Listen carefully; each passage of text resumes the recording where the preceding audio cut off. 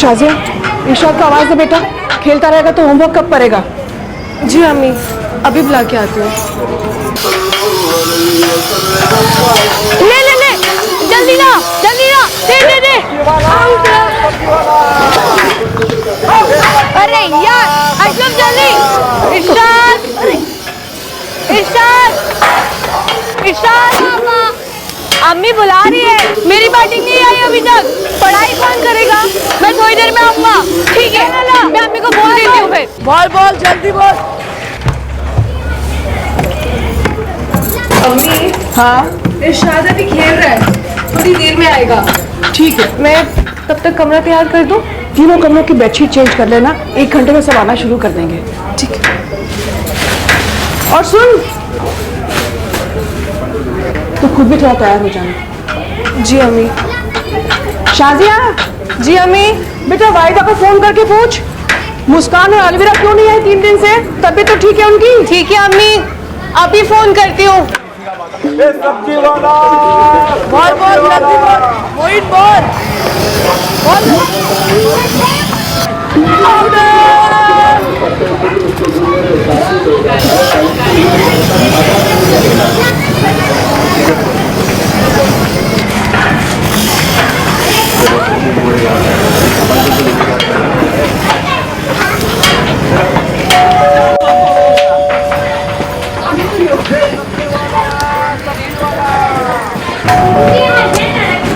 अस्सलाम वालेकुम रुबीना भी।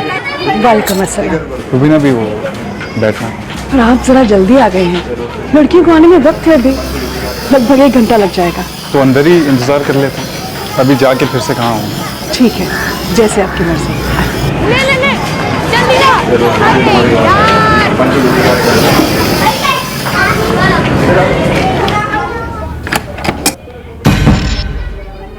कौन है? कौन है ये?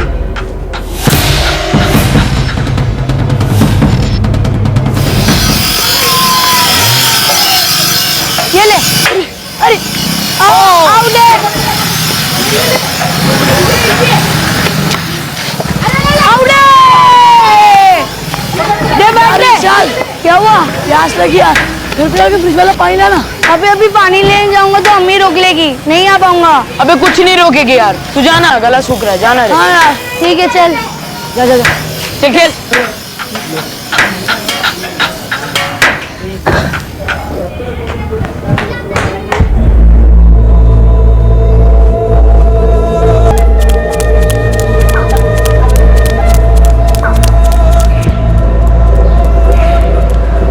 इधर का डब्बा भी ले ले। मुश्ताक भाई जल्दी घर चलिए। क्या हुआ? रुबीना भी को किसी ने गोली मार दी। क्या? रुबीना, हटाओ हटाओ, रुबीना। शेख और उनकी बेटी साजिया शेख दोनों डेड ऑन अराइवल थे इंस्पेक्टर। आप पोस्टमार्टम स्टार्ट कीजिए, तब तक हम क्राइम सीन पर होकर आते हैं।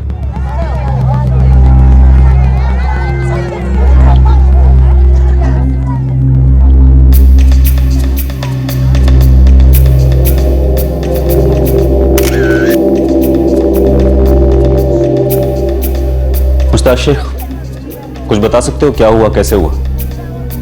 मेरा पड़ोसी है इम्तियाज, वो दौड़ा दौड़ा आया दुकान पे और मुझे बताया कि रुबीना को किसी ने गोली मार दी। इरशाद मेरा बेटा है, उसने सबसे पहले अपनी मां को देखा।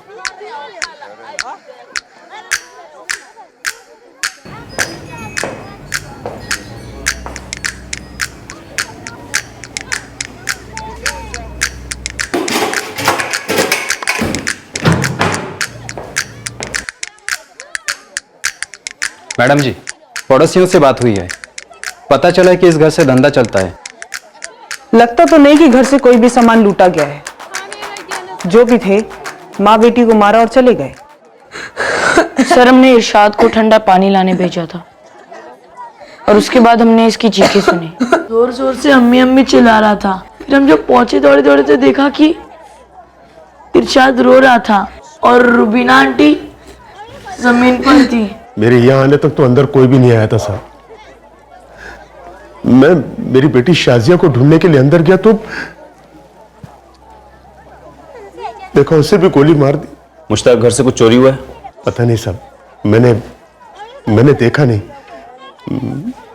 मैं तो दुकान पे था।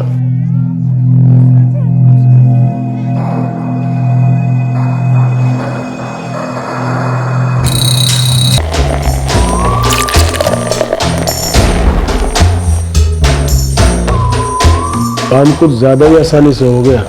खेल पूरा टाइमिंग है और अपनी टाइमिंग बिल्कुल सटीक। कुछ भी नहीं, मतलब कुछ भी मिसिंग नहीं है? कुछ भी नहीं सर, विक्टिम का सेल फोन भी नहीं।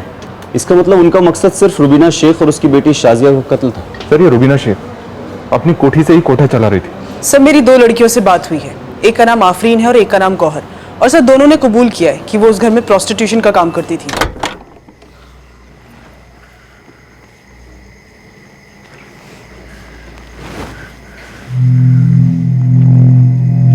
और उस पुलिस वाले ने हमारा नाम और नंबर क्यों लिया?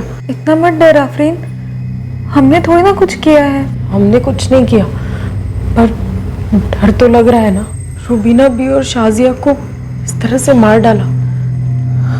अगर अभी हम लोग वक्त पे पहुंचे होते तो हमें भी ऐसे ही मार डालते।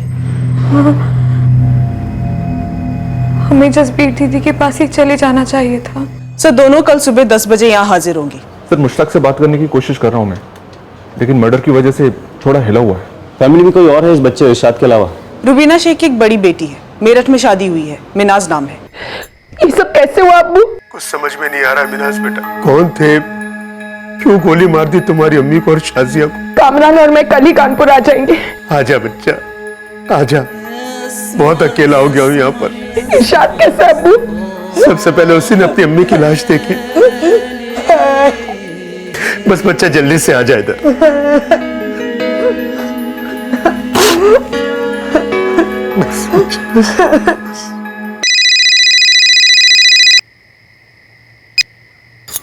हेलो कौन बोल रहा है?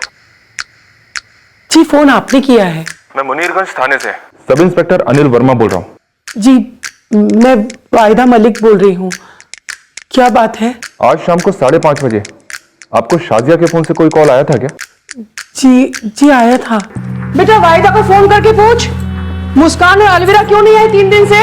अभी फोन करती हूँ। वाहिदा जी, क्या आप जानती हैं शाजिया और उसकी मां रुबीना का मर्डर हुआ है? या अल्लाह, ये क्या बोल रहे हैं आप? वैसे शाजिया ने आपको किस सिलसिले में कॉल किया था? हालचाल पूछने के लिए। पुराने ताल्लुकात हैं हमारे। आप रहती कहाँ हैं? जी, मोइनुद्दीन नगर में।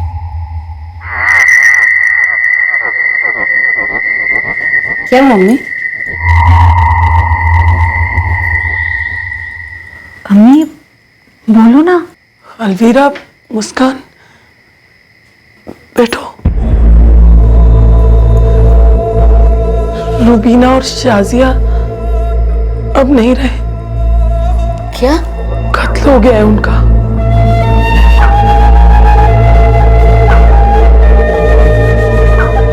सर रुबीना के लगभग सारे कॉल्स उसके कस्टमर को ही किए गए हैं। गोरख धंधा जमकर चल रहा था घर से सर। इस रुबीना की सारी हिस्ट्री निकलवाओ, सबसे पूछताछ करते हैं और देखते हैं कौन कितना बोलता है और कितना छुपाता है। कोई तो है जो दुख और दर्द की आड़ में सुकून पा रहा है इस डबल मर्डर से। अब क्या करना है बोलिए?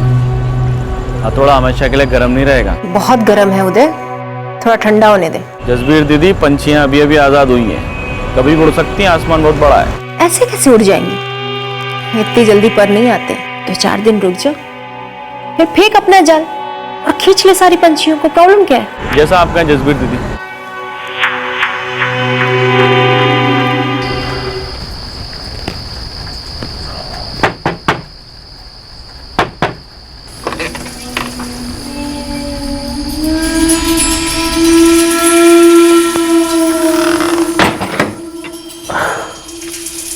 खाना लगा दूं? लगा दे। इस डबल मर्डर से कोई कुछ हासिल करने की फिराक में था। इस कत्ल से कुछ लोग शोक मना रहे थे तो कोई खुशियां मना रहा था। लेकिन दूसरे दिन रुबीना के इतिहास के चौंकाने वाले पन्ने सामने आए। लेकिन क्या इन पन्नों पर कातिल का नाम और कत्ल का कारण भी लिखा गया था।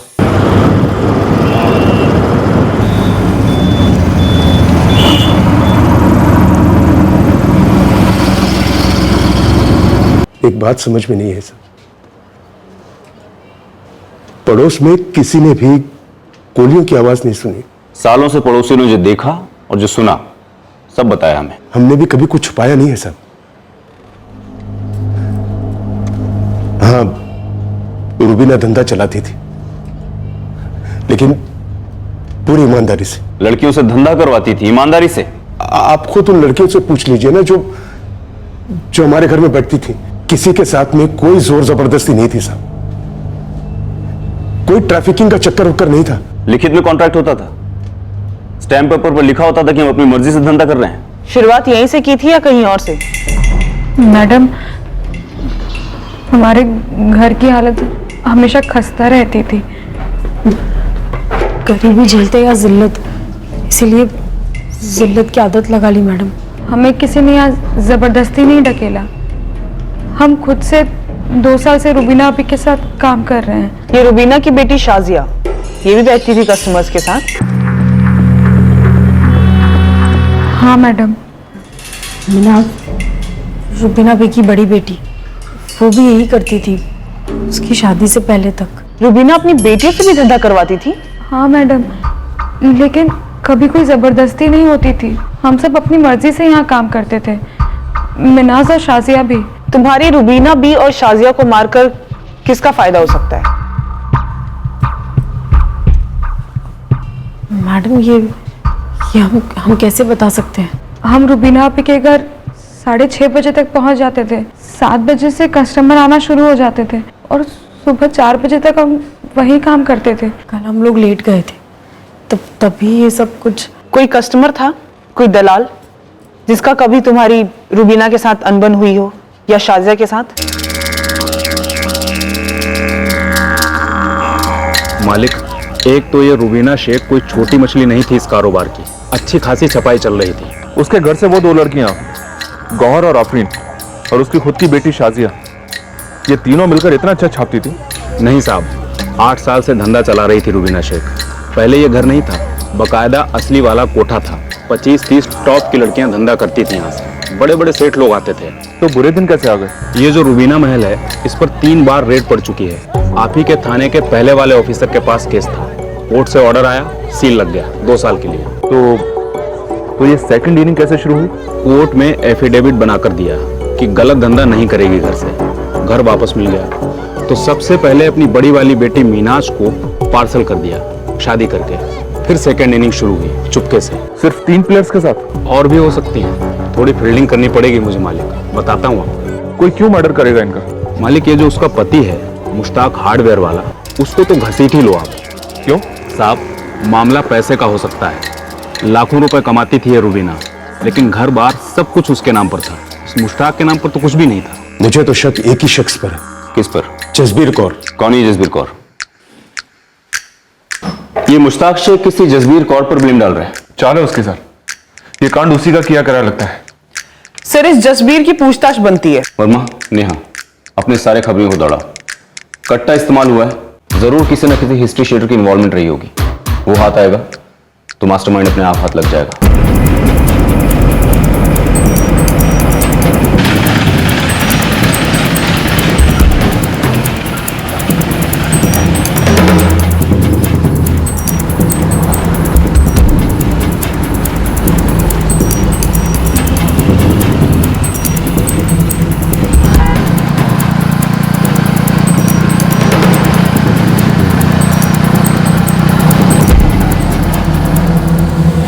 तो क्या सोचा?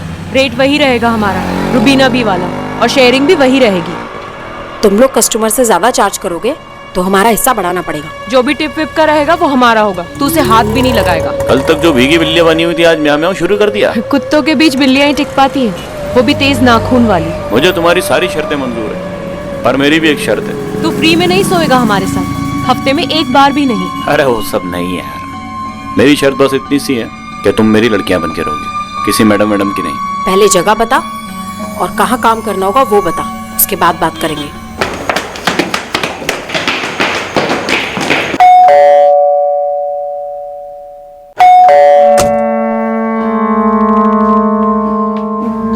जसबीर कौर, सोच ही रही थी कि अभी तक आप लोग आए कैसे नहीं पूछताछ करने के लिए। सच कहूं तो रुबीना बी की मौत की खबर सुनकर मैं भी चौंक गई। सुना है 1 साल पहले तक तुम पार्टनर थी रुबीना की। सही सुना है। तो पहले पार्टनरशिप खत्म की, उसके बाद पार्टनर को।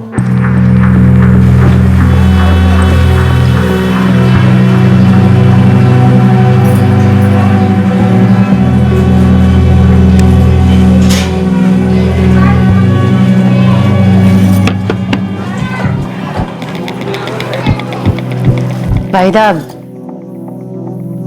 हम दोनों के अरमान हैं, तो मैं सोच रही थी कि क्यों ना हम इसे मिलकर पूरा करते। यही काम हम पार्टनरशिप में करें।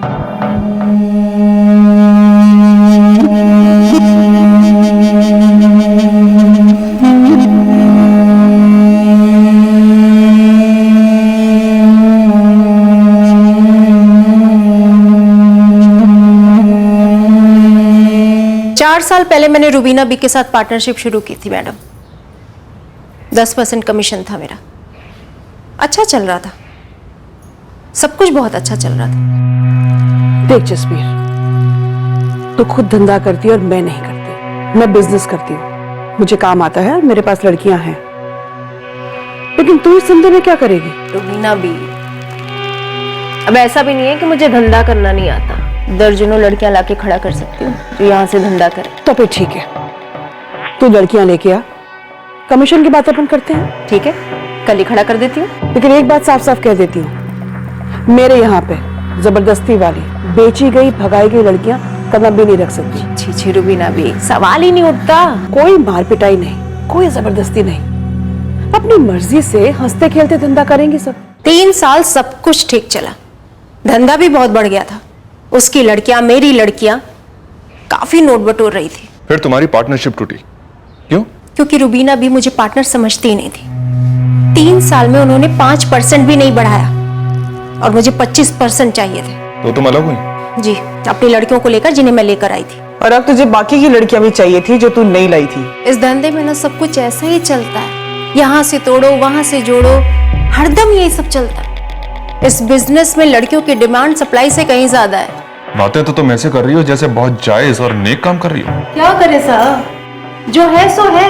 हम अपना जिस्म बेचकर रोटी कपड़ा मकान और थोड़ा सा मक्खन बटोर लेते हैं, किसी दूसरे का कुछ नहीं बिगाड़ते। 2 लोगों की जाने गई है जसबीर, जिससे मेरा कोई लेना देना नहीं। फिर किसका लेना देना है? उससे पूछे जिसने मेरा नाम लिया है, मुश्ताक ने। मुश्ताक ने क्यों लिया तुम्हारा नाम? क्योंकि सबसे ज्यादा शक मुझ पर जाता है।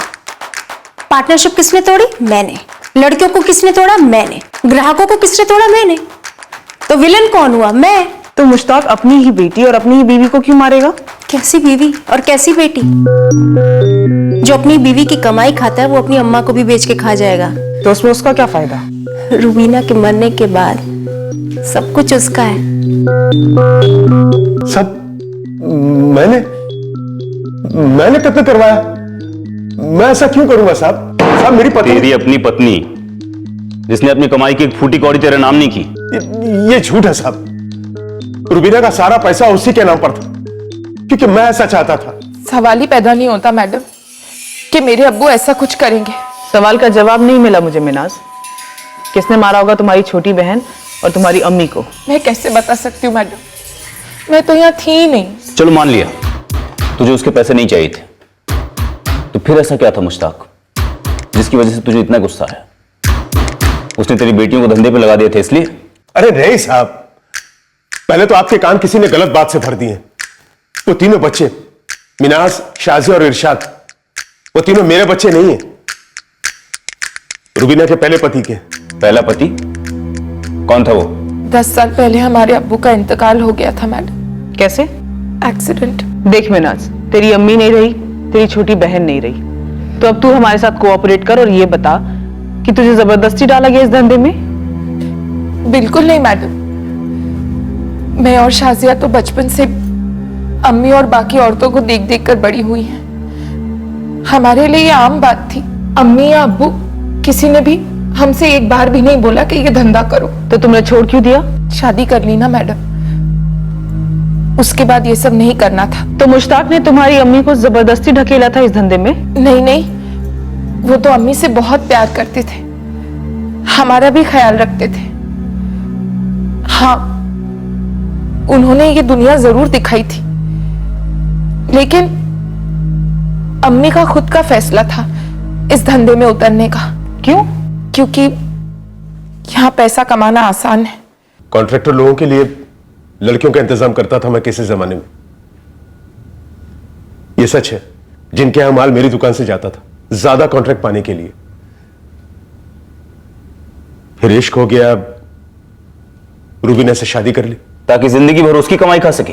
अरे नहीं साहब, मैंने उससे कहा था कि ये धंधा करते हैं, इसमें पैसा है। वो मान गई। कस्टमर मैं लेकर आता था, वो धंधा चलाती थी। जिसमें से एक भी पैसा उसने तेरे नाम नहीं किया। तो साहब, मैं खुद चाहता था कि पैसा उसके नाम पर रहे। क्यों? क्योंकि वो खुश रहे, उसे ऐसा नहीं लगे कि उसकी कमाई को छीन रहा। बहुत प्यार करता था उससे साहब मैं। तो फिर उसे मारा कि मुश्ताक? भला मैं क्यों मारूंगा उसे? शाजिया, इरशाद, मिनास, इन तीनों को अपने बच्चों की तरह प्यार करता हूं मैं। फिर उनकी अम्मी को क्यों मरवाऊंगा साहब? जरूर आपको जसबीर ने भड़काया होगा। अपने आप को बचा रही है साहब, वो एक नंबर की शातिर औरत है वो। अलविरा और मुस्कान हमारे साथ रहेंगी, हम सब मिलकर धंधा चलाएंगे। तू और लड़कियों का बंदोबस्त कर, तुझे तेरा कमीशन मिल जाएगा। वारी है ना, मैं तुझे अलविरा मुस्कान के साथ अपनी डील के बारे में बता रहा हूँ और तू अपनी दुकान अलग से खोलने पे लगी हुई है। ऐसा है ना उदय, तू ठहरा साला मर्द। अगले 20 साल बाद भी ना हम औरतों की दलाली खाता रहेगा, लेकिन इस धंधे में साली हम औरतों की ना एक्सपायरी डेट होती है। क्या समझा? हाँ हाँ, सब समझा। चल सोच के बताता हूँ। पक्का? हाँ 100%। एक लड़की ने ही मुझे बताया है। एहसान फरामोशी की हद तो देखो, थोड़ी सी बेड़ियां क्या खोली, सबके पर निकल आए। अवैध गोरख धंधा इस तरह चलाया जा रहा था जैसे कोई जायज बिजनेस हो। और सर अजीब बात थी, खुद की बेटियां भी यही धंधा कर रही थी, वो भी सब अपनी मर्जी से। और ये दोनों लड़कियां भी, गौहर और आफरीन। सवाल ये उठता है कि मर्डर किसकी मर्जी से हुआ है और क्यों? ये सारे मिले हुए हो सकते हैं सर। इस रूबीना की काफी प्रॉपर्टीज हैं, गहने हैं, ब्लैक का पैसा है जैसे वो मार्केट में चला रही थी। मुश्ताक को शायद ये सारी दौलत चाहिए थी और जसबीर को भी। कहीं दोनों मिलकर हमें गुमराह करने की कोशिश तो नहीं कर रहे हैं? सर बड़ी बेटी मिनाज भी तो है। मिनाज, मुश्ताक, जसबीर, ये सब मिले हुए हो सकते हैं सर, रूबीना की दौलत को हासिल करने के लिए। हो सकता है, लेकिन जिसने भी इस मर्डर की सुपारी ली है वो कोई पेशेवर हिस्ट्री शीटर होंगे या होगा। इतनी परफेक्शन के साथ शाम के टाइम आना, शोरगुल के बीच में चुपचाप एक एक गोली माँ बेटी को दागना और आराम से निकल जाना। लेकिन एक बात समझ में नहीं आ रही कि अगर ये कोई पेशेवर हिस्ट्री शीटर हैं तो इनकी कोई हिस्ट्री निकल क्यों नहीं रही? कोई भी खबरी अभी तक कोई ढंग की खबर क्यों नहीं ला पाया? कौन है ये हत्यारा या हत्यारे?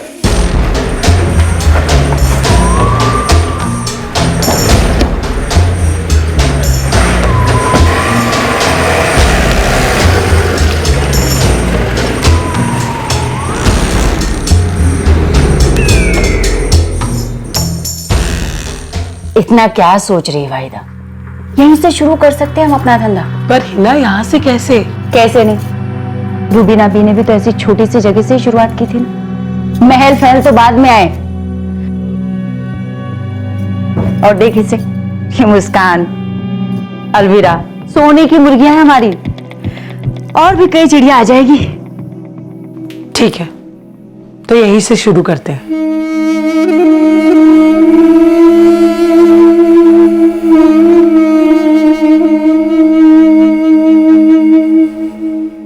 दिन ब दिन ये केस पेचीदा होता जा रहा था। ये डबल मर्डर फ्लैश ट्रेड की दुनिया में हुआ था, जहां इस व्यवसाय में शामिल सभी लोग बड़े ढीठ अंदाज में अपना कारोबार चला रहे थे, डंके की चोट पर। लेकिन फिलहाल इस कत्ल का मकसद और कातिलों की पहचान दोनों पुलिस के रडार के बाहर थे। बस एक बाय चांस नजर में आई बात ने पुलिस को इस केस के चक्रव्यूह में पहला दाखिला दिया। हाँ मालिक, जब से इस रुबीना शेख का कत्ल हुआ है बहुत अफरा तफरी मच गई है। कैसी अफरा तफरी और कहां? दलालों के बाजार में? एकदम ठीक पकड़े हैं मालिक। एक दल्ला है जो जसबीर कौर के लिए काम करता है। बंदा काफी फुदक रहा है। रूबीना बी की लड़कियों को खींचा जा रहा है, गेम खेला जा रहा है कोई जबरदस्त। नाम बोल दो इसका। उदय नाम है बंदे का। जसबीर के लिए काम करता है? जी मालिक, और उससे पहले रूबीना के लिए लड़कियां अरेंज करता था। नहीं साहब, मेरा कोई खुद का कोठा उठा नहीं है। मैं तो बस वो रूबीना बी की लड़कियां फ्री हो गई थी तो दूसरी जगह लगा दिया। रूबीना शेख की लड़कियां फ्री हुई थी या फ्री कराई गई थी? क्या मतलब साहब? तुम्हारी लाइन में कभी कोई लड़की फ्री होती है? एक पिंजरे से निकली तो दूसरे पिंजरे में दाखिल। किसने मरवाया रुबीना शेख को? साहब मुझे नहीं मालूम साहब। तो तुम दोनों को सब कुछ मालूम है? आफरीन, गौहर, उस दिन तुम लोग लेट इसलिए पहुंचे क्योंकि तुम्हें लेट पहुंचने के लिए बोला गया। किसने कहा था लेट पहुंचने के लिए? नहीं मैडम, हम सच में लेट हो गए थे। हमारा इस मर्डर में कोई हाथ नहीं है। मेरा हाथ क्यों होगा साहब? मैं तो छोटा सा दल्ला हूं, खूनी नहीं। तो फिर खूनी कौन है? किसने मरवाया रुबीना शेख को? मुझे क्या मालूम साहब, मैं इन बड़े लोगों के झगड़ों में नहीं पड़ता। झगड़ा मतलब बिजनेस वाला झगड़ा था मैडम, जसबीर दीदी और रुबीना बी के बीच। तुम दोनों को लेकर? जी हाँ मैडम, जसबीर दीदी हम दोनों को अपनी तरफ खींचने की कोशिश कर रही थी। इस तरह रुबीना शेख को खत्म करके? नहीं मैडम, हम ऐसा कुछ नहीं कह रहे।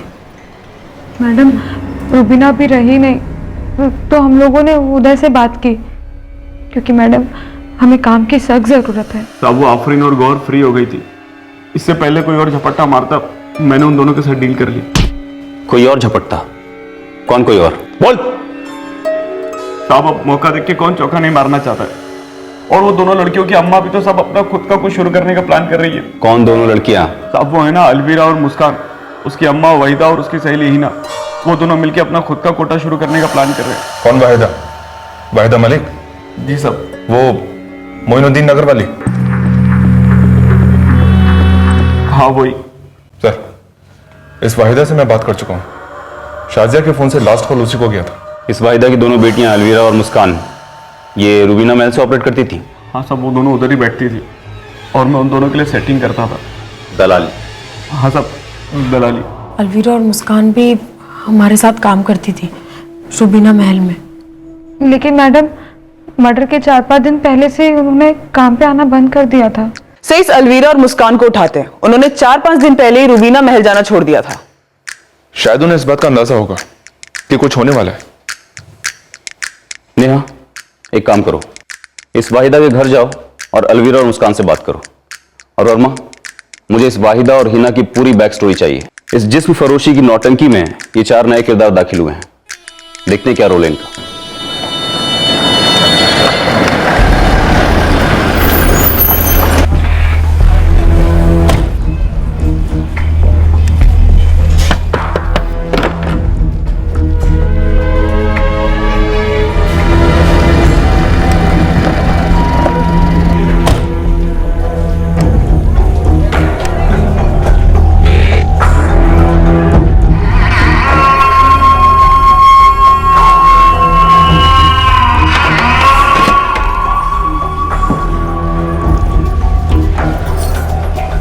मैडम ये वहां जाती थी, पर ऐसे ही मैं जानती थी ना रुबीना और शाजिया को। वाहिदा मलिक, ये बात मुझे अलवीरा और मुस्कान से सुननी है। अरे ये क्या बताएंगी? इन्हें क्या पता वहां खून होने वाला है? ये तो बच्चियां हैं। दोनों से धंधा करवाती हो, अपना कोटा शुरू करने वाली थी। वाहिदा ये कुछ बोल नहीं रही है पर कह काफी कुछ रही है। क्या मतलब?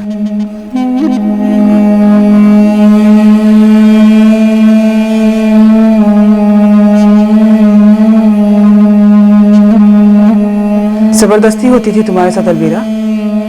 मुस्कान? नहीं नहीं मैडम, आप बिल्कुल गलत समझ रही हैं। हिना कौन है? क्यों? मैंने पूछा हिना कौन है?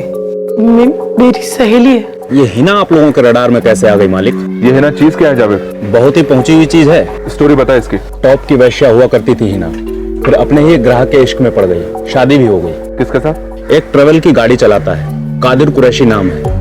इसकी भी बड़ी दिलचस्प हिस्ट्री है। सुना सर, मुझे लगता है वाहिदा का इन सब चीजों में कोई ना कोई कनेक्शन है। उठा लेना चाहिए इसे। क्यों लगता है कोई कनेक्शन है? सर, वाहिदा की दोनों लड़कियां अलवीरा और मुस्कान, सर दोनों के हाथ पे मार के निशान है। लगता है दोनों के साथ जबरदस्ती की जा रही थी। और सर ये उदय भी कह रहा था कि वाहिदा और उसकी सहेली हिना ये दोनों पार्टनरशिप करने पे तुले हुए हैं। वाहिदा और दोनों लड़कियों से अलग अलग क्वेश्चनिंग करेंगे, तीनों को थाने ले आओ। ये हिना का पति कादिर कुरैशी हिस्ट्री शीटर है। अच्छा, चार्ज क्या था? अपनी पहली पत्नी का मर्डर, 7 साल जेल काट चुका है बंदा। सुनिए, मेरी बच्चियों को जाने दीजिए। आपको जो पूछना है मुझसे पूछिए, जो सवाल करना है मुझसे करिए, पर मेरी बच्चियों को जाने दीजिए। उन्होंने कुछ नहीं किया है। बेटा अलवीरा, मुस्कान, देखो हमसे डरने की कोई जरूरत नहीं है। जो भी जानती हो सच सच बोलो। मालूम था तुम्हें रुबीना और शाजिया का कत्ल होने वाला है? नहीं सर, हमें नहीं पता। क्या तुम दोनों को पता था कि तुम्हारी अम्मी वाहिदा और उसकी सहेली हिना ये अपना खुद का कोठा शुरू करने वाली थी? और क्या यही कारण था कि उन्होंने रुबीना को मरवा दिया? सर, ये जो औरत है वाहिदा, जो बाहर बैठी है। हाँ, ये दोनों बेटियां उसकी, अलवीरा और मुस्कान। सर, इस वाहिदा की सहेली हिना, उसका पति कादिर पुराना हिस्ट्री शीटर है। वो अपनी पहली पत्नी के कत्ल में 7 साल जेल में काट चुका है। देखो अलवीरा, मुस्कान, अब भी वक्त है। सच सच बोलो अगर कुछ जानती हो तो। सर सच में हमें कुछ नहीं पता है। बेटा, तुम्हारे हाथ पे मार के निशान कैसे हैं? किसी ने मारा? तुम लोगों से जबरदस्ती धंधा कराया जा रहा था या फिर चुप रहने के लिए मारा गया? तुम दोनों बालिग हो, लेकिन अभी भी बच्चियां हो। जो कुछ भी तुम्हारे साथ हुआ ये कभी होना नहीं चाहिए था, और यकीन मानो आज के बाद कभी नहीं होगा। लेकिन प्लीज हमें ये बताओ कि तुम्हारे हाथों पर ये निशान कैसे आए?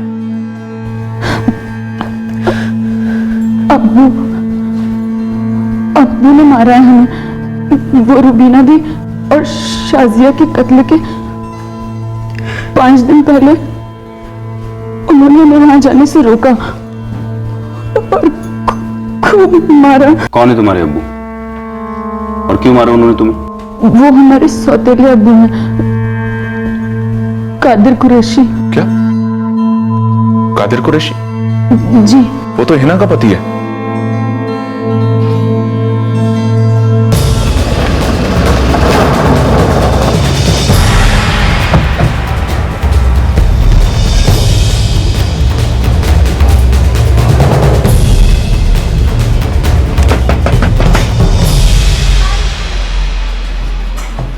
जी साहब, कैसा ना हो? अब तू अपना नया धंधा जमा नहीं पाएगा कादिर, क्योंकि तेरे धंधे पर कानून हावी होने वाला है। और हाँ, हिना को भी बुला ले, उसका भी बराबर का हिस्सा है ना तेरे धंधे में।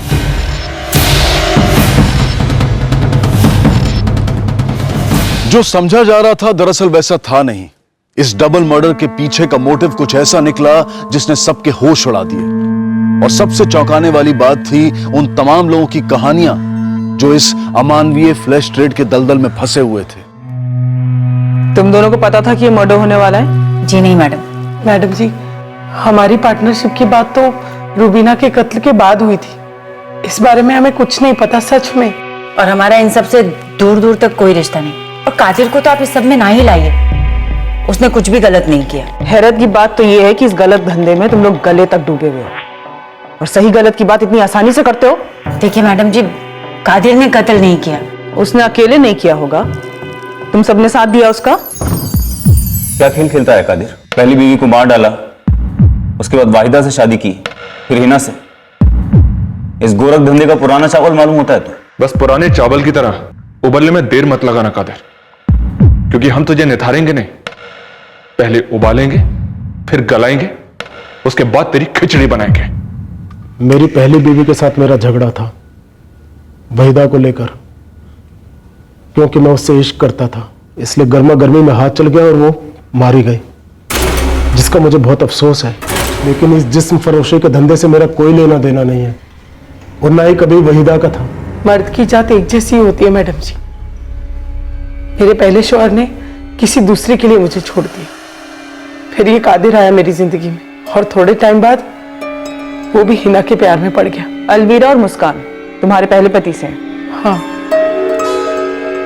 मैडम जी, मुझे तो इस धंधे के बारे में कुछ भी पता नहीं था।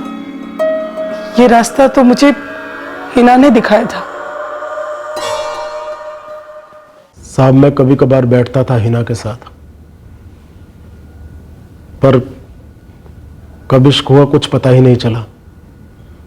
और मैंने उसके सामने शादी के लिए एक शर्त रखी कि वो धंधा नहीं करेगी। जी, और मैं कोई दल्ला वल्ला नहीं हूं साहब, टैक्सी चलाता हूं। और आपको क्या लगता है कि मैं खुद अपनी बेटियों अलवीरा और मुस्कान को इस लाइन में आने देता? सौतेली बेटियां कादिर, उन बच्चों के हाथों के निशान शताब बताते हैं कि तू उन्हें मार मारकर जबरदस्ती इस धंधे पे भेजता था? बिल्कुल नहीं। मैं उन्हें इसलिए नहीं मारता था कि वो धंधा करें, बल्कि इसलिए मारता था कि उन्हें ये धंधा करने से रोक सकूं। आज के बाद अलवीरा और मुस्कान पर डोरे नहीं डालेगी तू। और एक बात अपने घटिया दिमाग से निकाल दे कि लड़की अगर किसी के साथ बैठ गई उसके बाद आदत बन जाती है। अब वो ये धंधा नहीं करेंगी। निकाल लिया है मैंने उन्हें। तुम ऐसा नहीं कर सकते कादिर, क्योंकि तुम धंधे में से लड़की को तो निकाल सकते हो, लेकिन लड़की में से धंधे को नहीं। और जब वाहिदा को कोई तकलीफ नहीं हो रही तो तुम्हें क्यों इतनी तकलीफ हो रही है? बेहया औरत, तुझे उस गंदी नाली से निकाल कर शरीफों के बीच लाया, लेकिन तू बनी ही वहां के लिए है। गंदी नाली से कमाया हुआ है शराफत से। पैसा और सिर्फ पैसा बोलता है। जाकर देखो उस रुबीना शेख को कहां से कहां पहुंच गई है। अरे दोजख में है वो रुबीना, और मेरी बच्चियां मेरे जीते जी उस दोजख में कदम नहीं रखेंगी, समझी तू? रोक कर दिखा। अपनी मर्जी से धंधा करने वाली लड़की ना किसी के बाप की नहीं सुनती। हाँ, तुम तो वैसे भी सौतेले बाप हो। हिना की बात सच निकली। नहीं रोक पाया मैं अलवीरा और मुस्कान को इस धंधे में जाने से। कादिर मियां, मैंने कोई जबरदस्ती नहीं की। मैं अलवीरा और मुस्कान की जिंदगी बर्बाद होते हुए नहीं देख सकता। तो कह दो ना उनसे कि ना आए। मैंने कोई दावत पे थोड़ी बुलाया है। और वैसे भी वहीदा और हिना ही उन्हें यहाँ लेके आई थी। तुम्हें ऐसे बच्चियों से धंधा नहीं करवाना चाहिए रुबीना भी। कादिर, अपनी औकात में रहो। मेरा धंधा मुझे कैसे चलाना है तुम मुझे सिखाओगे? अरे मेरे यहाँ पे धंधा सीधे और साफ तरीके से होता है। कोई गंदगी और जबरदस्ती नहीं है। और नसीहत देने का इतना ही शौक है ना, तो जाके अपने दोनों बीवियों को चुप कराओ पहले। तब हो सकता है तुम्हारी दोनों बेटियां तुम्हारी बात सुने, लेकिन मैं नहीं। मैं ना तुम्हारी छोड़ी हुई बीवी हूं और ना तुम्हारी सौतेली बेटी। कादिर भाई, कब तक ऐसे मुंह लटका के जियोगे? समझ नहीं पा रहा हूं यार माजिद, कैसे समझाऊं बच्चियों को, कैसे काबू में रखूं ये हिना और वहीदा को? बीड़ियां लगा तो नहीं सकता, पर बीड़ियों को हमेशा के लिए तोड़ तो सकते। ना रहेगा बांस, ना बजेगी बांसुरी। वो बेड़ी रुबीना थी और मैंने उन बेड़ियों को ही तोड़ डाला। तूने रुबीना शेख को मार डाला जान से। जी हाँ। कौन है? कौन है ये?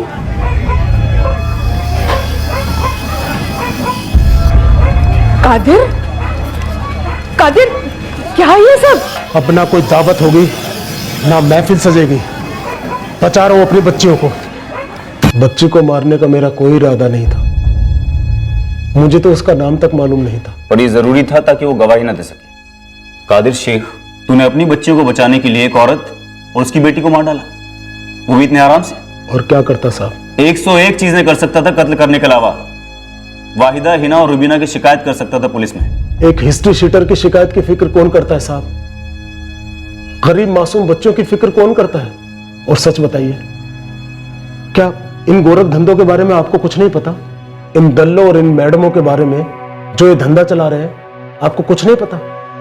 ये सब छुपकर चलाया जाता है। कितना छुपकर और कितना बताकर, इसके बारे में आप बेहतर बता सकते हैं साहब।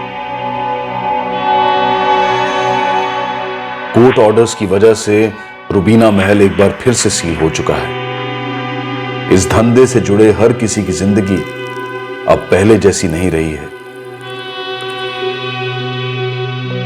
इस कांड से जुड़े सभी लोग अब पेट पालने के लिए दूसरे तरीके अपना रहे हैं, ढूंढ रहे हैं।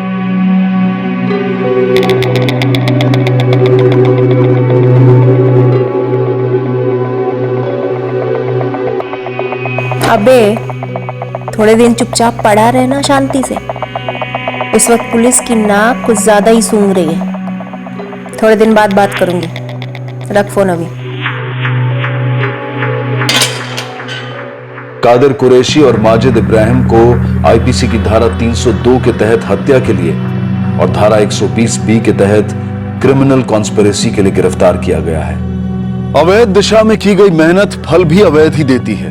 और सिर्फ इतना ही नहीं, यह अवैध फल इंसान को ऐसी बेड़ियों में जकड़ लेता है जो उसे नाखुशी की आंधी में लपेट लेती है। इन बेड़ियों को या तो कानून तोड़ता है और मुजरिम पर जेल की बेड़ियां लगा देता है, या फिर उस इंसान को अंदरूनी एहसास होता है कि इन बेड़ियों को उसे खुद ही तोड़ना पड़ेगा। कादिर ने बचाव में यह तो कह दिया कि सारा सिस्टम वेश्यावृत्ति को नजरअंदाज करता है, लेकिन सच्चाई यह है कि इस समस्या का हल सिर्फ और सिर्फ कानून का दरवाजा खटखटाना ही है।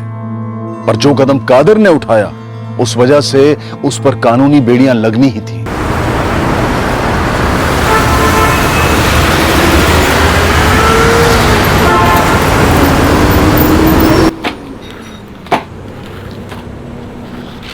पूरा रोकड़ा दोगे?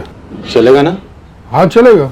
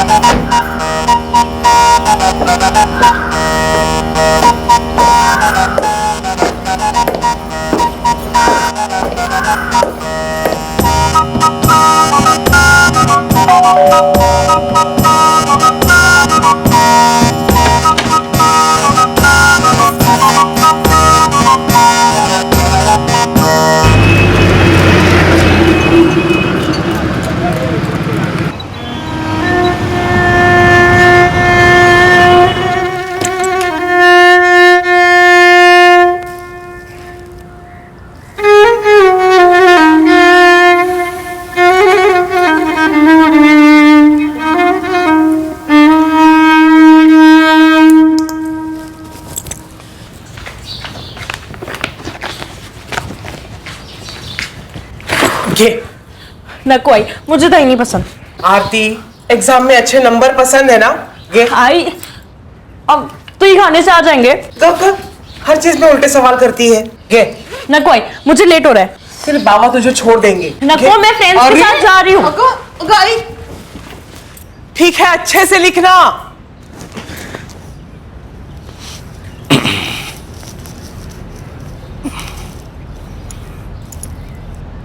मनीषी, ये तो आहो, ये जरा हेमंत से बात कीजिए ना। ये एसी तीसरी बार खराब हो गया है। लगता है इस एसी का ना अंतिम संस्कार करना पड़ेगा। मैं हेमंत को बोल देता हूं कि इसे भंगार में बेच के नया लगवा दे।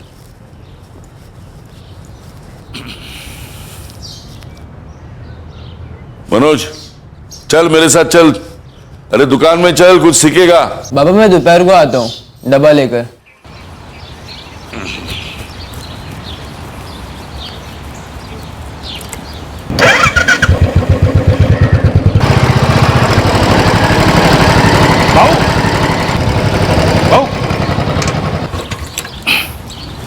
संतोष, वो रजिस्ट्रेशन के पेपर रेडी है? कब के रेडी है? मनीषा वहीनी से जाके ले लेना और रजिस्टर ऑफिस में जाके जमा करना। और वो रजिस्ट्रार के लिए कुछ मिठाई का डब्बा? अंधारे साहब से मैं बात कर लूंगा, तू तैसे टेंशन घेऊ नकोस। ठीक है बाबा।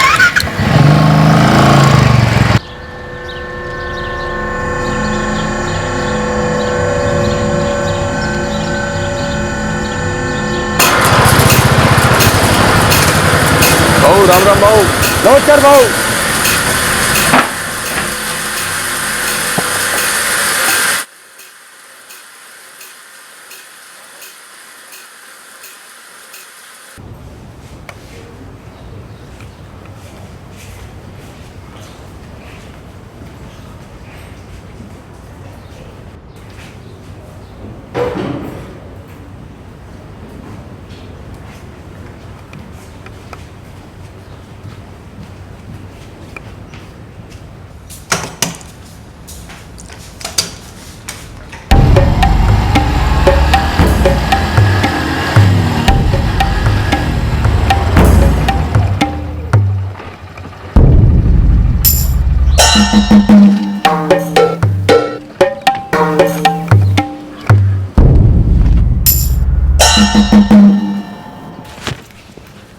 यही है ना वो कागजात?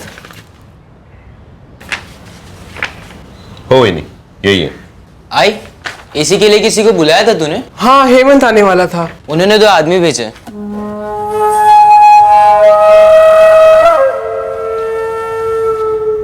हेमंत आने वाला था, वो क्यों नहीं आया?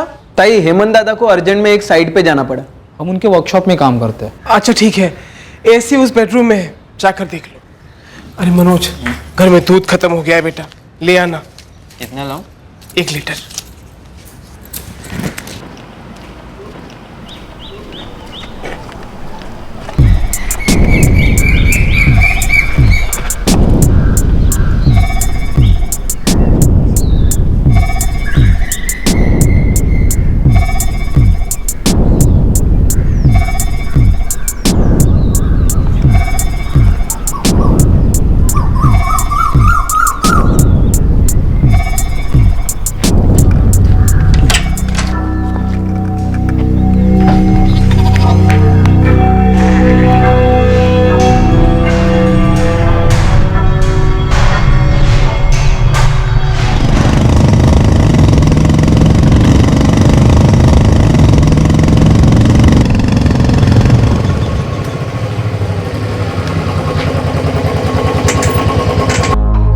ये मेरी भाभी है मनीषा वैनी, मेरे बड़े भाई रामनाथ काड़े की पत्नी।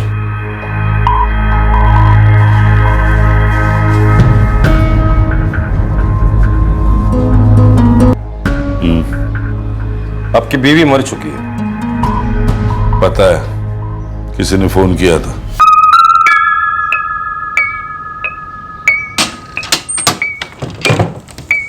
सर, अलमारी विलमारी तो जैसे कि वैसे ही है। कोई चोरी तो नजर नहीं आ रही यहाँ पे। मेरा बेटा मनोज हॉस्पिटल में है, कातिलों ने उस पर भी हमला किया है।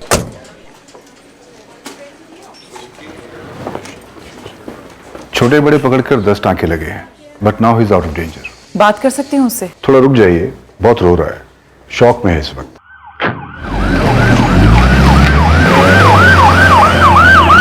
वैनी से कागजात लेकर मैं निकल रहा था, तब वो दोनों बाहर हॉल में ही थे।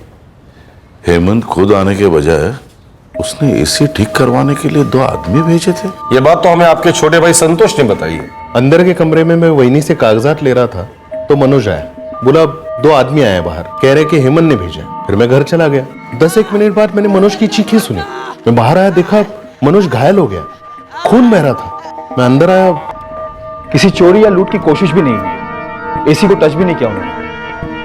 इसी कमरे का एसी था ना? हाँ, हमारा बेडरूम। रामनाथ जी, मुझे इस एसी वाले हेमंत का नंबर और एड्रेस चाहिए।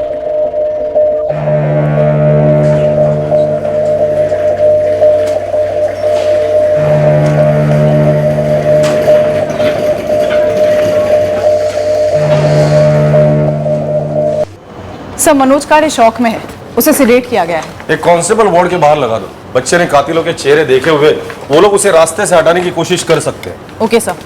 सर, ना ही कोई चोरी हुई ना लूटपाट, सिर्फ मर्डर। मनोज की मां मनीषा का मर्डर और मनोज पर हमला हुआ है।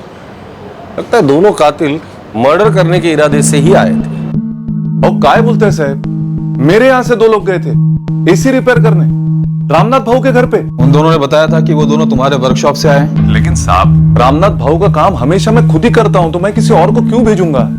और मुझे तो मालूम ही नहीं था कि उनका एसी खराब हुआ है।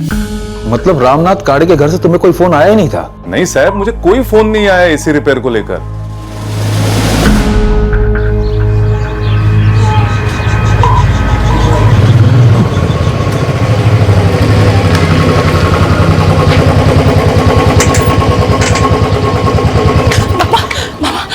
काय झालं?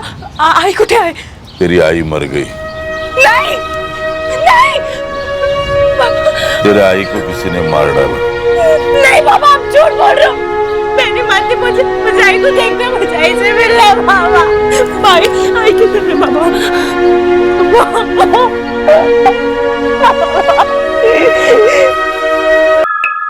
गले पर वार इतनी जोर से हुआ था कि लगभग सारी नसें कट गई। ब्लीडिंग काफी हुई होगी और शायद विक्टिम चिल्लाई भी नहीं होगी, क्योंकि आस पड़ोस में किसी ने चीखें नहीं सुनी। इंस्टेंट मौत हो जाती है अक्सर। वैसे विक्टिम का बेटा कैसा है? आउट ऑफ डेंजर, अब वार्ड में शिफ्ट किया है उसे। और अजीब बात यह है कि घर से एक पैसा भी चोरी नहीं हुआ है। सर एक और अजीब बात हुई है। वो एसी रिपेयर करने वाला हेमंत कह रहा था कि उसने रामनाथ काड़े के घर किसी को भेजा ही नहीं था। वो तो ये भी कह रहा था कि उसे मालूम ही नहीं था कि रामनाथ काड़े के एसी में कोई प्रॉब्लम हुई है। ये कैसे हो सकता है राणे? मैडम मेरी आई ठीक है ना? कहाँ है मेरी आई? बोलिए ना मैडम, कहाँ है मेरी आई? वो ठीक है ना? मनोज, तुम्हारी आई नहीं रही।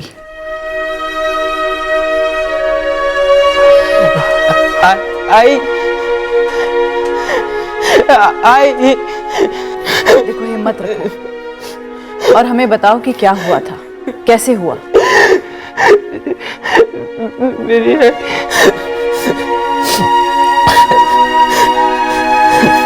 पर मैंने कब कहा कि मैंने हेमंत को फोन किया था एसी रिपेयर करने के लिए? तो हेमंत ने अपने आप से दो लोगों को भेजा? मुझे नहीं पता।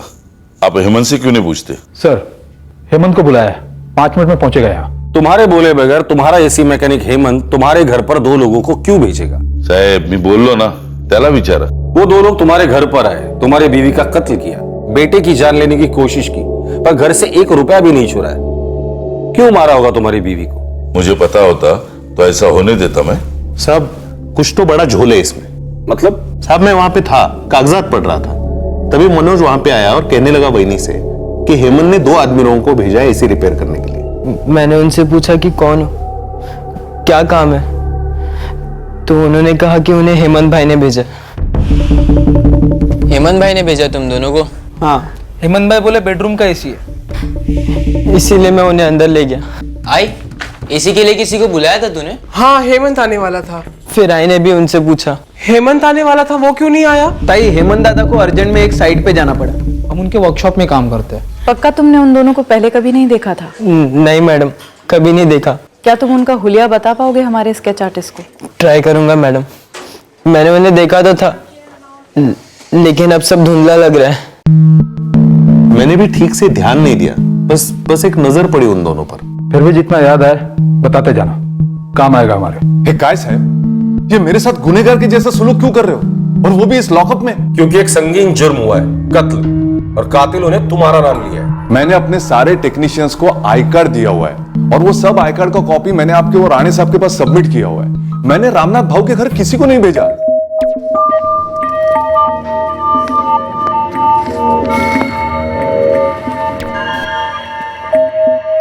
नहीं, इनमें से तो कोई नहीं लग रहा है।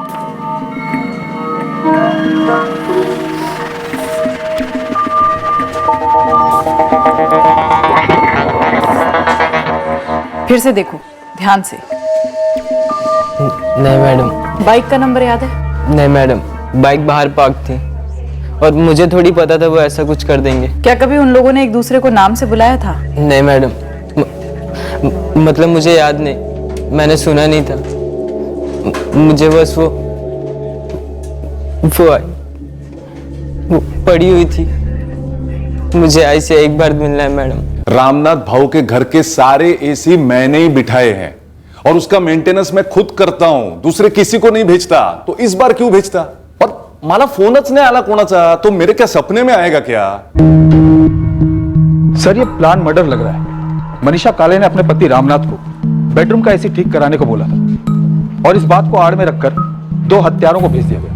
मर्डर के अलावा उन दोनों ने किसी चीज को छुआ तक नहीं।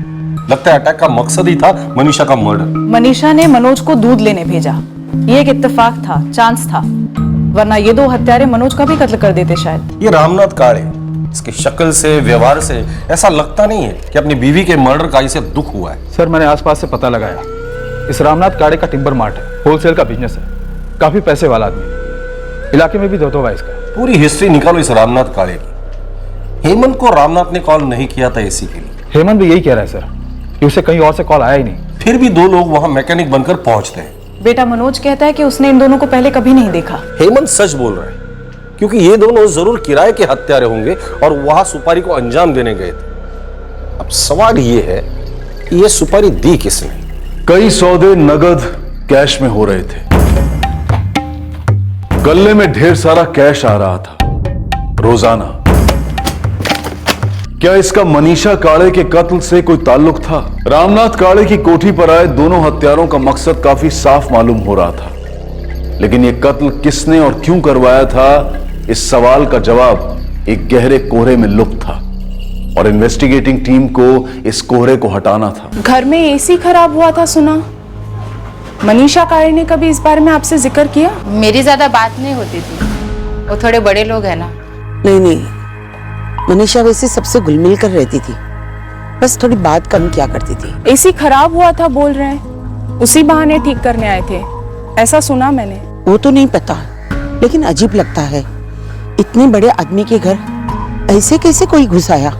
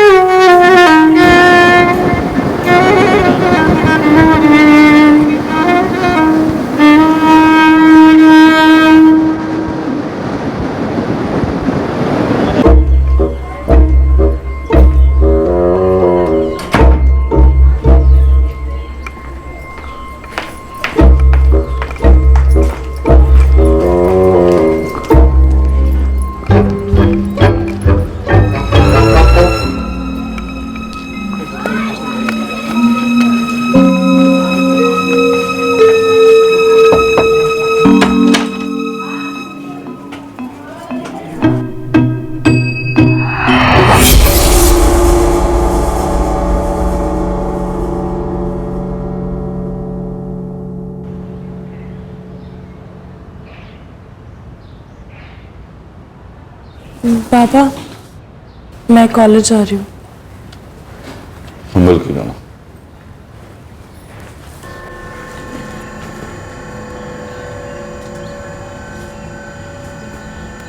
मनोज,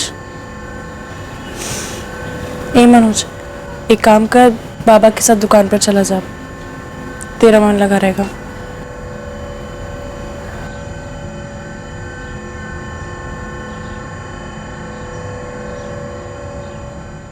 मैडम बात की पड़ोसियों से, लेकिन एसी खराब होने वाली बात तो मनीषा ने किसी से की ही नहीं। शायद कोई ना कोई तो जानता था कि उनके बेडरूम का एसी खराब है। इसी जानकारी का फायदा उठाकर वो हत्यारे घर में घुस पाए और कत्ल कर पाए। पर एसी वाली बात घर वालों के अलावा और कौन जान पाएगा? घर वाले, ये मनीषा और रामनाथ की बेटी आरती काळे, क्या स्टोरी है इसकी? कोई बॉयफ्रेंड? ऐसे खुलम खुला तो कुछ नहीं है, लेकिन ये भी हो सकता है कि आई का मर्डर हुआ है तो सब दबा दबा हो। पड़ोसियों ने भी कुछ नहीं कहा वैसे। और ये रामनाथ काळे? आसपास वाले लोग बोले कि कभी कभार वो काफी देर से घर आता था और कभी कभी तो आता ही नहीं था। कहीं और जाता था? वो एंगल तो अभी सामने नहीं आया मैडम। किसी और बात को लेकर पति पत्नी में झगड़े? लोग बोलते नहीं है मैडम, डरते हैं, पैसे वाला है ना।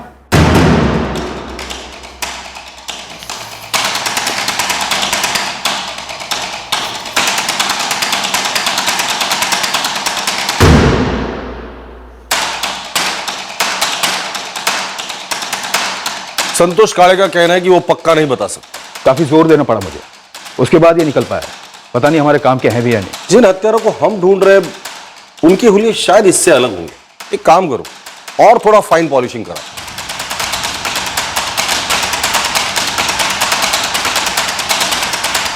श्योर नहीं है मैडम, पर उनमें से कुछ ऐसा दिखता था।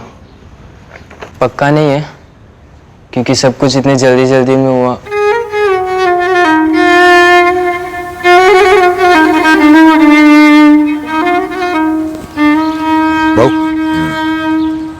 वो कागजात मैंने रजिस्ट्रेशन के लिए दे दिए।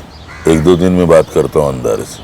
भाऊ, वो पुलिस लोगों से पूछताछ कर रही है, सवाल कर रही है। काम है उनका, मर्डर केस है। लेकिन भाऊ, मुझे लग रहा है वो मुझ पर भी थोड़ा शक जैसा कुछ कर रहे हैं। उन्हें उनका काम करने दो।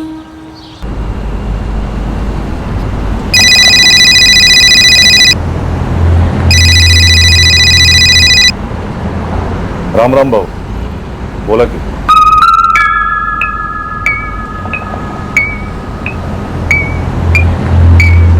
राम राम साहब। एक तो नासिक सिटी और दूसरा सिन्नर मार्केट, दोनों जगह फील्डिंग लगा दो।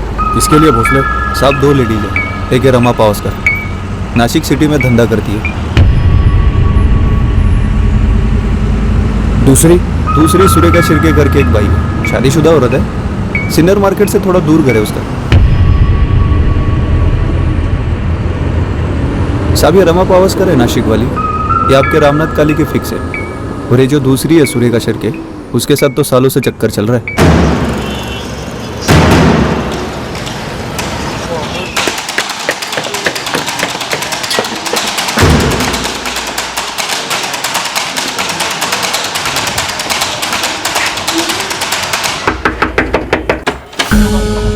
रमा पावस्कर? कोण तुम्ही? पोलीस।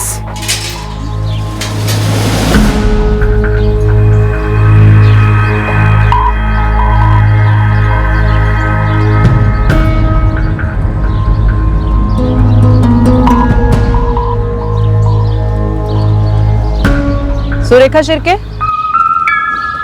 हो की क्या बात है? बात तो अब पुलिस स्टेशन में ही होगी। Police station? मैंने क्या किया है?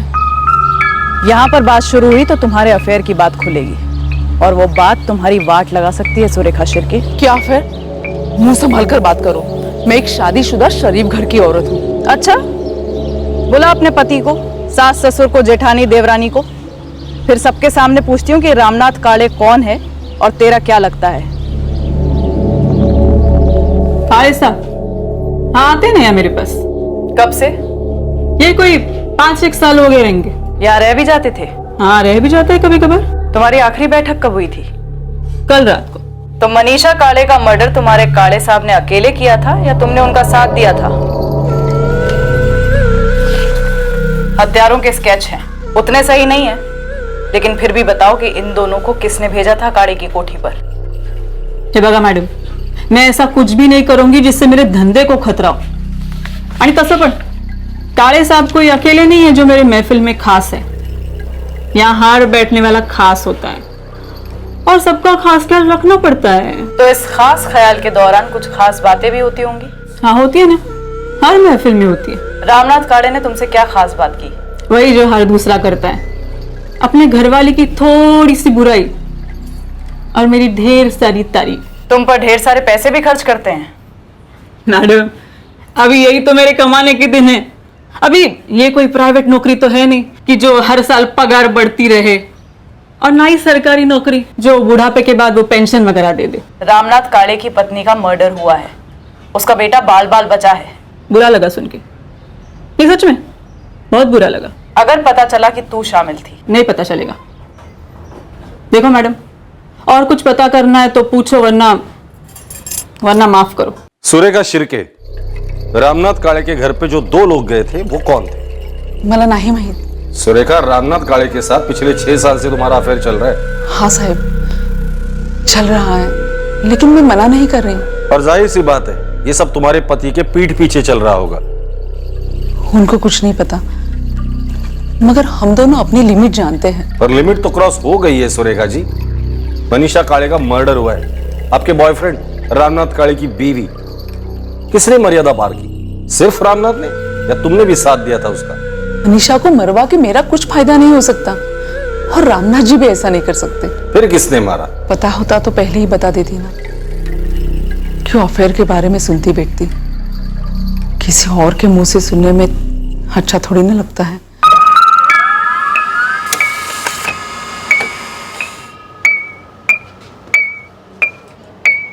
रामनाथ के छोटे भाई संतोष काड़े के फोन रिकॉर्ड से भी कुछ हाथ नहीं लगा। सर उस एसी वाले हेमंत पे भी नजर रखवाई थी मैंने, कुछ निकला नहीं। मनीषा का रामनाथ काळे के पास एसी के बारे में शिकायत करना, ठीक उसी दिन हेमंत का नाम लेकर 2 हत्यारों का वहां आना और मनीषा को मारना, कुछ ज्यादा ही इत्तेफाक है। सर इस वक्त रामनाथ काड़े के खिलाफ कुछ भी नहीं है हमारे पास। और संतोष काड़े के खिलाफ भी कुछ नहीं है। शायद इस केस में, उस घर में, उन जिंदगियों में ऐसा कुछ तो है जो हमारी नजर से पूरी तरह से चूक गया है, और वो इसलिए क्योंकि वो हमसे पूरी तरह से छुपाया गया है। भाव पूर्ण 4 बेटे आहेत। अरे लेकिन भाऊ गिन तो लो। तूने दिए तो पूरे ही हो गए, नहीं हो गए तो तू भाग थोड़ी जाएगा। राम राम साहब। साहब ये खबर आपके कितने काम की है पता नहीं। बोल फटाफट। साहब ये मनीषा काड़े मर्डर केस में बाइक इस्तेमाल हुई थी ना? हाँ 2 लोग थे, बाइक पर आए फिर भाग निकले। इधर नासिक हाईवे को लगकर एक दिवाकर ऑटो मार्ट है, छोटा सा है। मैंने ऐसे ही बात छेड़ दी उधर सेकेंड हैंड बाइक के बारे में। आगे? तो आगे उसका मालिक है दिवाकर। बात में बोला इधर एक बंदा है ललित पवार करके, इधर ही नासिक का है। साहब उसने पिछले 1.5 साल में 2 बाइक और एक कार खरीदी है। हाँ तो? पूरा रोकड़ा देकर 1-1 रुपया कैश। हाँ तो मनीषा मर्डर केस को लेकर खबर क्या है? साहब मैं पहले ही बोला आपको, ये खबर आपके कितने काम की है पता नहीं। ठीक है भोसले, तू कोशिश करते रहे।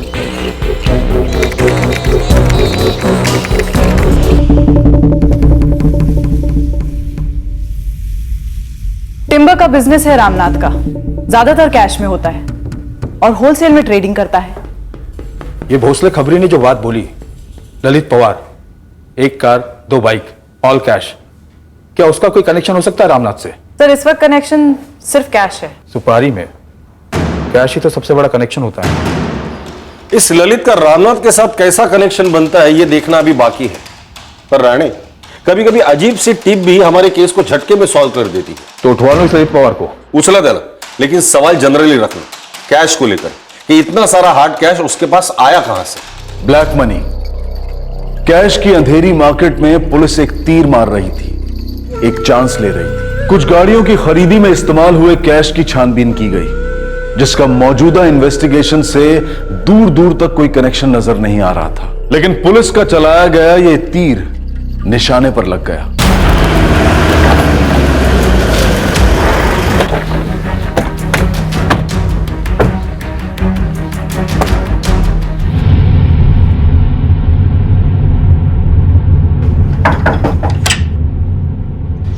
ये गाड़ी किसकी है? ही गाडी माझी आहे साहेब. कधी घेतली? साहब हो गए 9-1 महीने. सुना दिवाकर को पूरा कैश दिया तूने? हो साहब, दिया. सुना इसके पहले तो किराए की गाड़ी चलाता था, Nashik Shirdi up down private taxi. हो मैडम, बरोबर. और तूने इतना सारा कैश इकट्ठा किया, ये फुल कैश में गाड़ी खरीदी? सेकंड हैंड है साहब, बाबा के नाम पे लिए. अच्छा, तेरे बाबा ऐसा क्या बिजनेस करते कि उनके पास इतना कैश रेडी पड़ा था? नहीं, बाबा के सिर्फ नाम पे लिए, कैश तो मैंने ही भरी है. आसमान से गिरा? क्योंकि तेरे सेठ ने तुझे लोन वोन तो दिया नहीं? पूछा हमने. दरअसल साहब मुझे पैसे मिले. मिले हुआ तो सड़क पे पड़े मिले थे? नहीं, किसी ने दे दिए, एक दोस्त ने. ललित पवार नाम क्या इस दोस्त का? क्या क्या बोला तू? किसने कैश दिया था तुझे?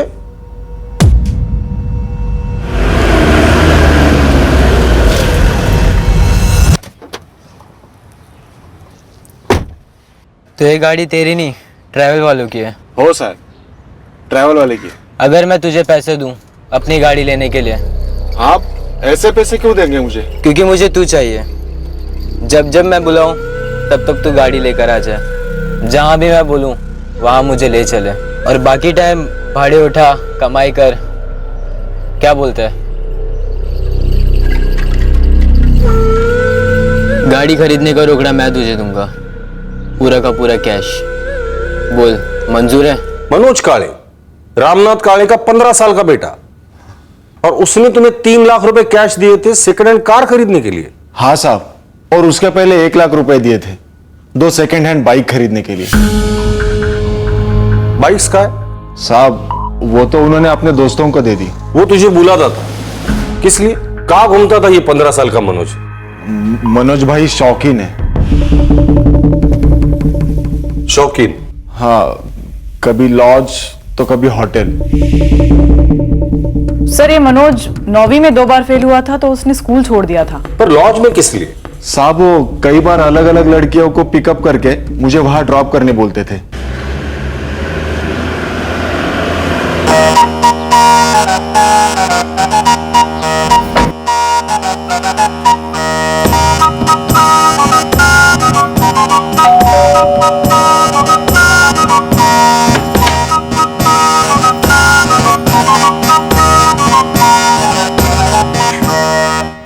कैसी लग रही है मैं इस ड्रेस में?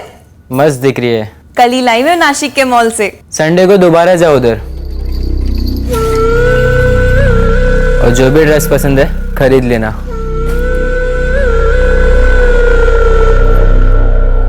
वैसे भी अब मेरे को तेरे पे ड्रेस अच्छा नहीं लग रहा, निकाल दे इसे। ये 15 साल का लड़का अपने से बड़ी लड़कियों के साथ। दर्जनों लड़कियां हैं साहब, मनोज भाई इन सब पे बहुत खर्चा करते हैं। इनमें से पहले किसी को देखा है?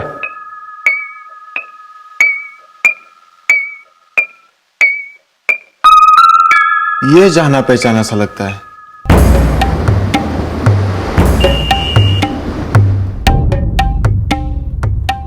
अरे वो तो मतलब सॉलिड है, सिर्फ नोट टिका, कुछ भी करेगी। तो मिलवा दे, नोट तो है ये, सब कुछ करना भी है। वैसे भी अपने को रोज कुछ नया चाहिए। नाम पता और कुछ जानते इस बंदे के बारे में? नहीं साहब, लेकिन मैंने इसको भी 2-4 बार लॉस पे ड्रॉप किया है। फिरून फिरून का बोलता है, सरळ बोला ना। इथे दुकानात मला खूप काम है, फोनवर नाही बोलू शकत का तुम्ही? हमें तुमसे बात ही नहीं करनी। तो फिर तुम सिर्फ बैठे रहोगे पालक की हैसियत से, क्योंकि कानून के हिसाब से पालक का हाजिर होना जरूरी है जब उसके नाबालिग बेटे या बेटी से पूछताछ होती है। इसलिए तुम सिर्फ बैठे रहोगे जब हम तुम्हारे बेटे मनोज से सवाल पूछेंगे। मेरे बेटे से सवाल? क्यों, उसने क्या किया? वो तो हम उसी से पूछेंगे, लेकिन रामनाथ काळे, यही सवाल अगर तुमने मनोज को सही वक्त पे पूछे होते ना, तो आज ये नौबत नहीं आती।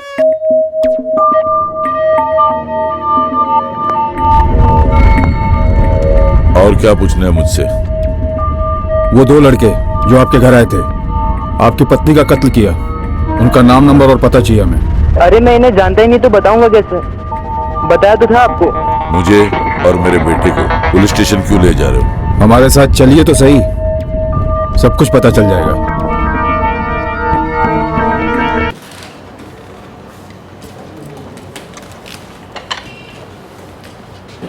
बसा।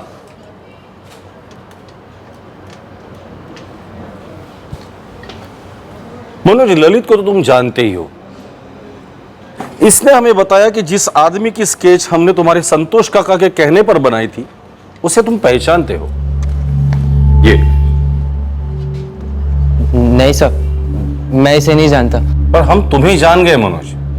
3 लाख कैश गाड़ी के लिए, 1 lakh cash 2 second hand bike के लिए, नूरी लॉज, खुशबू होटल, हफ्ते में 1-2 बार लड़कियों पर हजारों खर्च, कैश। अरे मनोज, सच है ये? तुम्हारे कॉल रिकॉर्ड हमारे पास है। उन दोनों को तो हम जैसे भी ढूंढ ही लेंगे। बेहतर यही होगा कि तुम सच बोल दो। मनीषी, ये तो आहो, जरा हेमंत से बात कीजिए ना। ये एसी तीसरी बार खराब हो गया है। लगता है इस एसी का ना अंतिम संस्कार करना पड़ेगा। मैं हेमंत को बोलता हूं इसे भंगार में बेच के नया लगवा दे।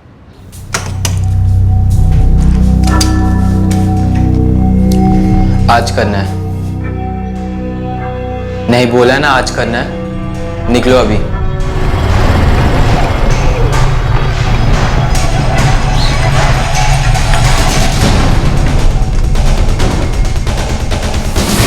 चलो।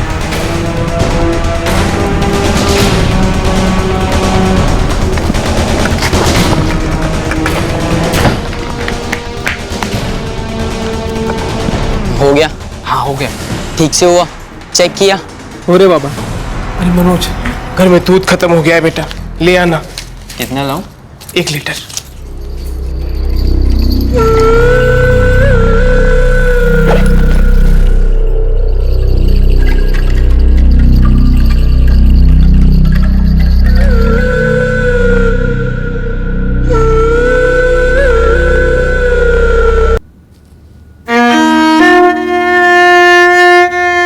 योगेश और सादिक इस वक्त कहां मिलेंगे?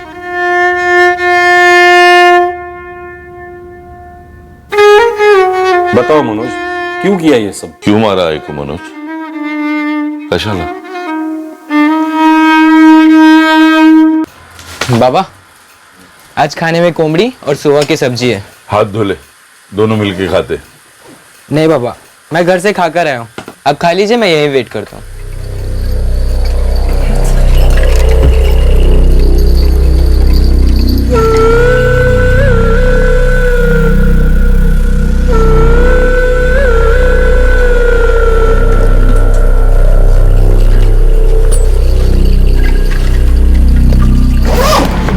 मैं ये रोज करता था।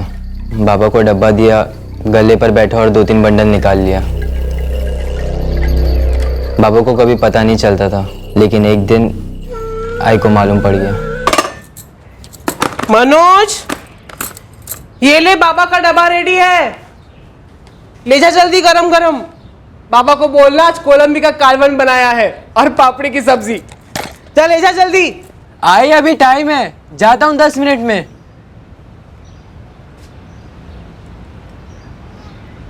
सुन, डब्बा तेरे बैग में रख रही हूं।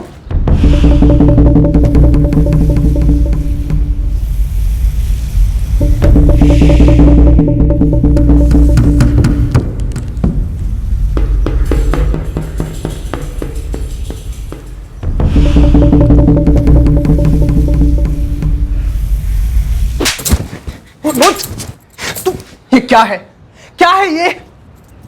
तेरे बैग में इतने सारे पैसे कहां से आए? मैंने पूछा, तेरे बैग में ये पैसे कहां से आए?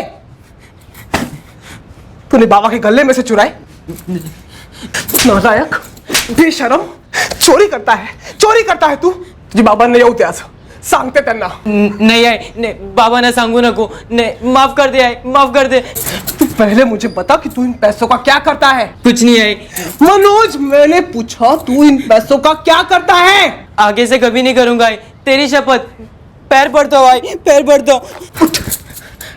तेरे बाबा का सारा धंधा रोकड़े में चलता है, उनके पास गिनने तक की फुर्सत नहीं होती, इसलिए कोई भरोसे वाला चाहिए होता है हाथ बटाने के लिए, इसलिए सारा काम तुझे सिखा रहे हैं। और तू चोरी करता है, जबकि कल सब कुछ तेरा ही होने वाला है। तब क्या करेगा?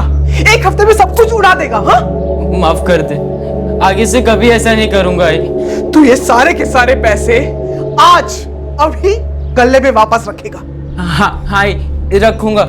आइंदा कभी गले के पैसों को छुएगा? कभी नहीं आई, कभी नहीं। रोज मैं रोज के रोज तेरी बैग चेक करूंगी। रोज चेक करना, आगे से कभी नहीं करूंगा ऐसा। देखती हूँ। तू इस बार बाबा को तो नहीं बताएगी ना?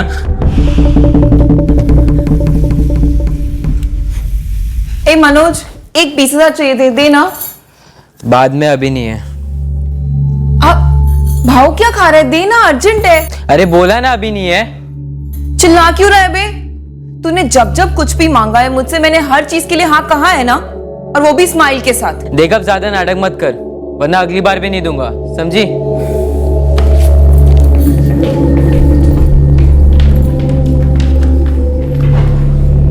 कह रहे मनोज, मूड ऑफ? 2-3 हफ्तों से देख रहा हूं तुझे, तेरा चेहरा बहुत रुका सूखा सा लग रहा है। जब पानी नहीं मिलेगा तो सब कुछ रुका सूखा ही रहेगा ना। पैसे क्यों नहीं तेरे पास? है एक टेंशन। पैसा है तेरे पास, और ये पैसा है ना, हर टेंशन को मिटा देता है। बोल, क्या टेंशन है तुझे? आई मेरी माँ।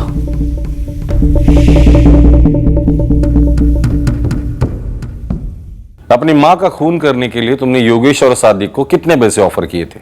4 लाख, जो तुम इन दोनों को मर्डर के बाद देने वाले थे। हाँ। क्योंकि तुम्हें रोकने वाली, बाबा को बताऊंगी ये धमकी देने वाली तुम्हारी आई रास्ते से हट जाती तो तुम रोज आराम से अपने बाबा के गले से पैसे चुरा सकते थे। इतनी कम उम्र में ये सोच, ऐसा केस मैंने अपने करियर में आज तक नहीं देखा। तुम पर भी कुछ तो असर हुआ ही होगा। अपना खून है तुम्हारा, तुम्हारे नाक के नीचे तुम्हारे बेटे ने अपनी मां का कत्ल किया है।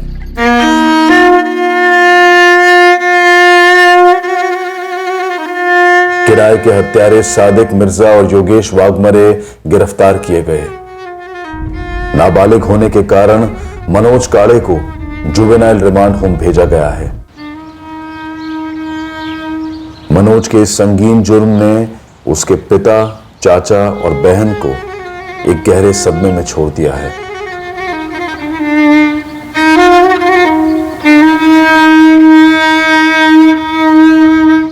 सादिक और योगेश को आईपीसी की धारा 302 के तहत हत्या के लिए, धारा 451 के तहत गुनाह करने के लिए किसी के घर में घुसने के लिए और धारा 120 के तहत क्रिमिनल कॉन्स्पिरेसी के लिए गिरफ्तार कर जुडिशियल कस्टडी में भेज दिया गया है। इस केस की इन्वेस्टिगेशन से जुड़े सभी लोग स्तब्ध रह गए। एक 15 साल का बालक अपने पिता के गले से कैश चुराकर एक अय्याशी भरी दोहरी जिंदगी बसर कर रहा था और जब उसकी सगी मां द्वारा उसकी चोरी पकड़ी गई तब उसने बड़ी निर्दयता से अपनी मां का ही कत्ल करवा दिया। आजकल जरूरतों से ज्यादा हासिल करने की चाहत दुनिया का दस्तूर बन चुकी है और उपभोग की अनगिनत चीजें इतने आकर्षक और इतने आसान तरीके से उनके इर्द गिर्द मंडराई जाती हैं कि इसके लिए सिर्फ इंसान के लालच को दोष देना जायज नहीं होगा। तो फिर दोष का ज्यादा भार किसको जाना चाहिए? हम सिर्फ उम्मीद कर सकते हैं और खुद उदाहरण बन सकते हैं एक सुनहरी कहावत का, सादा जीवन उच्च विचार। ये बेहद जरूरी है कि हम अपने आप को और अपनी आने वाली पीढ़ियों को इस तेजी से बढ़ते कंज्यूमरिज्म यानी कि उपभोगवाद से बचाएं। मनोज इस वक्त बेल पर बाहर है, जो खुद उसके पिता रामनाथ ने करवाई और अब वो अपने परिवार के साथ रह रहा है। इसी विचार के साथ अब मैं अनूप सोनी आपसे विदा लेता हूं। फिर मुलाकात होगी अगले एपिसोड में एक और चौंका देने वाले केस के साथ। तब तक सुरक्षित रहें, सतर्क रहकर एक अच्छे नागरिक का फर्ज अदा करें और देखते रहें क्राइम पेट्रोल सतर्क। सबक एक को, सीख हम सबको। जय हिंद। इस तरह के और भी एपिसोड देखने के लिए हमारे चैनल को सब्सक्राइब करें और बेल आइकन दबाना ना भूलें।